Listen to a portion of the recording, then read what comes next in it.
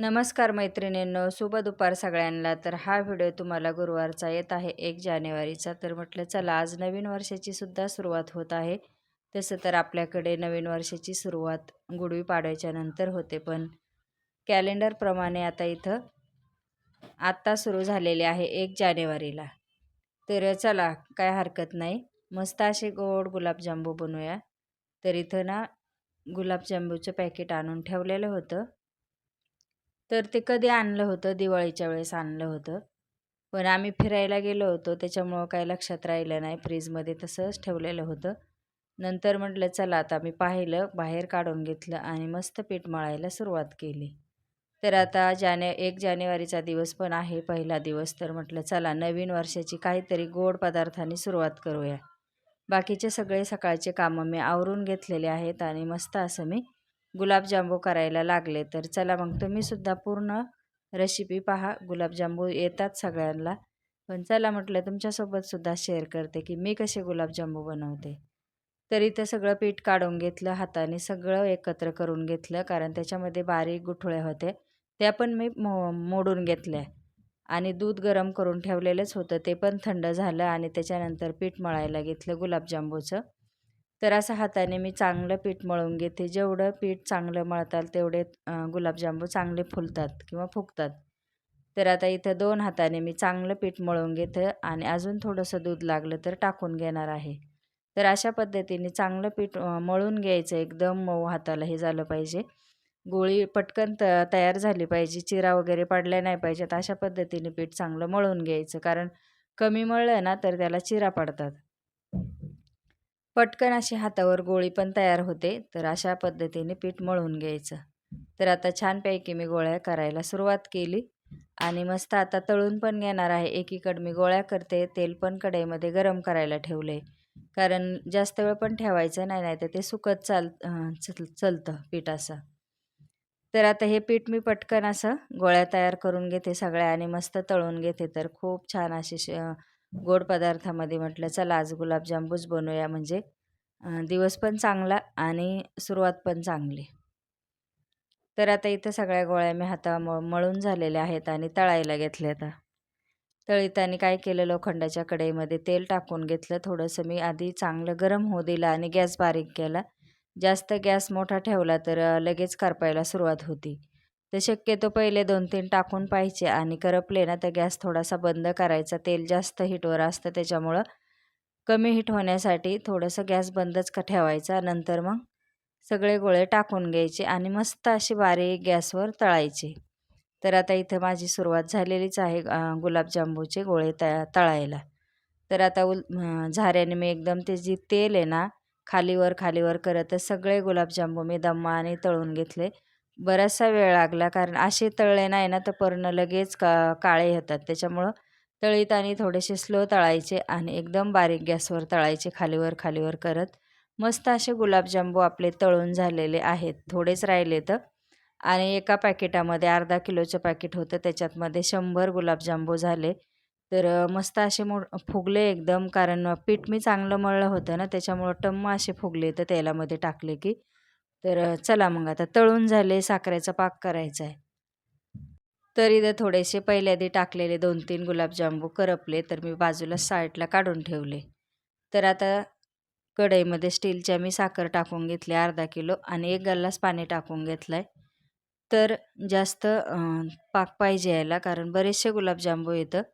तर मी 2 वेळा असे पाक केले. हे पहिल्यांदा करून घेतलं, त्याच्यानंतर अजून पाक कमी पडला तर मी अजून केला. तर आता इथं विलायची पण टाकून घेते. तर विलायची मी फक्त अशी चेचून टाकली, पावडर वगैरे अजिबात टाकली नाही. तर मस्त अशी उकळी पण आलेली आहे पाकाला.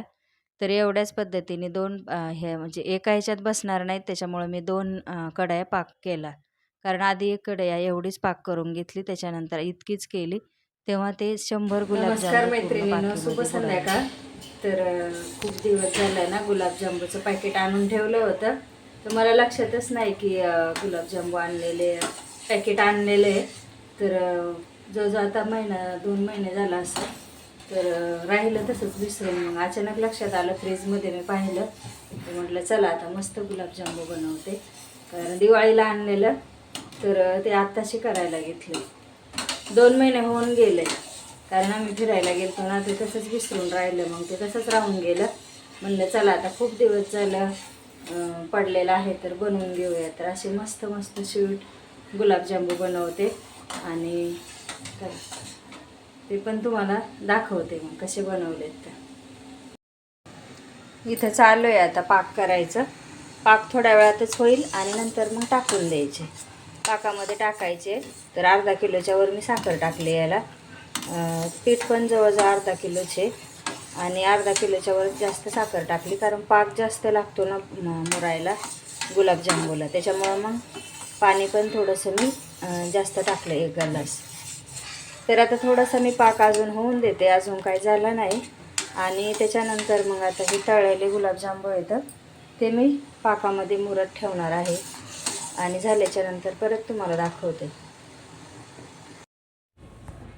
इथं आता मी परत दुसरे पण राहिलेले गुलाबजामू पाकामध्ये टाकून मुरत ठेवणार आहे. तर हे चांगले मुरू द्यायचे एक रात्रभर, मस्त लागतात, पूर्ण फुलले होते. तर अशा पद्धतीने आज नवीन वर्षाची सुरुवात केलेली आहे. तर म्हटलं चला गोड असं थोडंसं बनवूया. तर इथं छानपैकी गुलाबजामू आपले चांगले मुरलेले आहेत. तर हे मी तुम्हाला दुसऱ्या दिवशी दाखवते. तर दुसऱ्या दिवशी गुलाबजामू छान मुरले होते, सगळ्यांनी खाल्ले. त्याच्यानंतर मी बाजूला ठेवून दिले थोडेसे. रोज रोज म्हणलं थोडे थोडे खा. आणि त्याच्यानंतर मग मला स्वयंपाकसुद्धा करायचा होता. तर ते पण मस्त अशी रेसिपी बनवलेली आहे दुपारच्या जेवणाला. तर आता इथं गुलाबजामुनचा पाक थोडासा खाली गेला आहे, कारण एकदम पाकात मुरले आणि एकदम टम्म फुगलेले आहेत. तर सगळ्यांना शुभ दुपार. तर दुपारी मला आहे ना पनीरची भुर्जी बनवायची होती, कारण पनीरची भाजी काय आमच्या घरामध्ये कोणी खायला मागत नाही. मी 1-2 वेळा बनवली होती, कांदा टोमॅटो हे सगळं टाकून वाटण करून, तर ती काय आवडली नाही. तर म्हटलं चला घरामध्ये पनीरसुद्धा होतं, तर थोडंसं पनीरची भुर्जी करूया. तर आता इथे एकदम सोप्या आणि साध्या पद्धतीने कांदा टोमॅटो कोथिंबीर हे सगळं मी कट करून घेतलं. 1-2 मिरची पण टाकलेली हिरवी आणि चांगलं परतून घेते सगळं कांदा टोमॅटो मिरची. आणि पनीर घेतलं. त्याच्यानंतर मग असं किसणीने किसून साईडलाच ठेवून दिलं. हे परतूस तोपर्यंत थोडंसं चवीनुसार मीठ टाकून घ्यायचं आणि चांगलं परतून द्यायचा हा सगळा पूर्ण मसाला. वाटण वगैरे काहीच करायची गरज नाही. तर वाटणातली पण करून पाहिली तर ती पण आवडत नाही खायला. त्याच्यामुळं मग अशा पद्धतीने मी त्यांना घरच्यांना भुर्जी बनवून दिली. पोरांना पण आवडते अशी. तर म्हटलं चला मग अशी पाहिजे तर अशी खा. मग घरगुती थोडासा मसाला टाकला आणि थोडंसं पनीर किसलेलं टाकून दिलं. तर पटकन 1-5 मिनटामध्ये आपली पनीर भुर्जी तयार झाली. तुमच्या घरीसुद्धा असं असेल तर अशा पद्धतीने तुम्ही भुर्जी करून देऊ शकता किंवा खाऊ शकता. तर असं मस्त पनीर भुर्जी तयार झालेली आहे. तर चपातीसोबतच हे, कारण भाकरीबरोबर काय एवढी चांगली लागत नाही, पण चपातीबरोबर छान लागते. तर मस्त असं आता इथं मी चपात्या पण करणार आहे पुढं, कारण भुर्जी करून साईडला ठेवते. कोथिंबीर पण वरून टाकून घेतली आणि चपातीचं पण पीठ मळून ठेवलेलं आहे. आता कसं जेवणाचा टाईम असल्यामुळं मग गरम गरम चपाती आणि पनीर भुर्जी. तर हेच रुटीन आहे माझं सकाळपासून ते संध्याकाळपर्यंत. तर मस्त आता इथं मी चपातीचं पीठ पण चांगलं भिजले आणि 4 पदरीच्या चपात्या असतात आमच्या, कारण ती सवय लागलेली आहे हाताला, की 4 पदरी चपाती रोज म्हणजे लाटली जाते. तर चपात्या पण खूप छान अशा फुलतात मस्त. तव्यावर एक टाकलेली आहे आणि आता माझं बाकीचे लाटायचं काम चालू आहे. तर मस्त असं चपाती भाजल्याच्या नंतर मग मी आता जेवायला देणार आहे मुलांना. तर आता इथं छानपैकी तेल लावून घेते आणि मस्त चपाती लाटून घेते. तर पटकन फुलतात अशा चपात्या बनवल्या ना 4 पदरीच्या, तर मस्त अशा फुलतात. तर असा स्वयंपाक माझा सकाळ दररोजचा चालू होता, हे कर ते कर. किचनमध्ये काय माझे 4-5 तास गेले असेच सगळं आवराआवरी करेसपर्यंत. त्याच्यानंतर मग बाकीचे राहिलेले कामं. चला मग चॅनलला सबस्क्राईब केलं नसेल तर करून घ्या. परत भेटूया.